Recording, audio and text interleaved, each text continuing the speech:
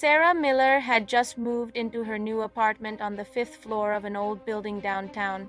It was small but charming, with creaky wooden floors and large windows that let in the fading light of the city. The rent was affordable, and Sarah, a freelance writer, thought it was the perfect place to focus on her work.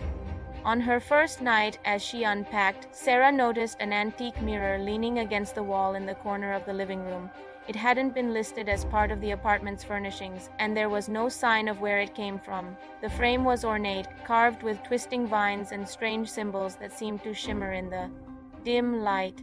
Curious, Sarah wiped the dust off the glass and glanced into it, but the reflection didn't quite match her room. The mirror showed the apartment as it was decades ago, old wallpaper peeling, faded furniture, and shadows lurking in the corners. Sarah blinked, but the image remained. That night, Sarah dreamed of a woman standing behind the glass, her eyes hollow and pleading. The woman mouthed words Sarah couldn't hear. When she woke, the mirror was just a mirror again, showing only her tired face. Over the next few days, strange things began happening. Objects in the apartment moved on their own, books slid off shelves, lights flickered, and cold drafts whispered through closed windows. But the mirror was the most unsettling. Sometimes, Sarah would catch glimpses of figures standing just behind her reflection, disappearing when she turned around, desperate for answers. Sarah researched the building's history and discovered that a woman named Eleanor West had lived in her apartment over 50 years ago. Eleanor had vanished mysteriously, leaving behind only rumors of madness and sorrow. One stormy evening, Sarah sat before the mirror, determined to confront whatever haunted it. She spoke aloud, "Eleanor, if you're here, show me what you want." The glass rippled like water, and the room inside the mirror shifted.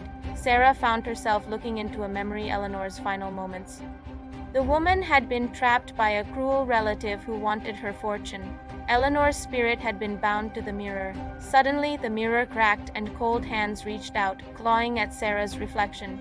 Fear surged through her, but she remembered the symbols on the frame. She traced them gently and whispered an old incantation she'd found in a dusty book of local legends. The hands recoiled, and the mirror's surface shimmered once more. Eleanor's face appeared, peaceful now, smiling in gratitude before fading into the glass. The apartment felt lighter, warmer, as if a heavy shadow had lifted. Sarah stepped back, heart pounding but relieved. The mirror was just a mirror again, ordinary, silent and still. That night, Sarah slept soundly for the first time since moving in, knowing that she had freed a trapped soul and survived the horror hidden within her apartment's reflection.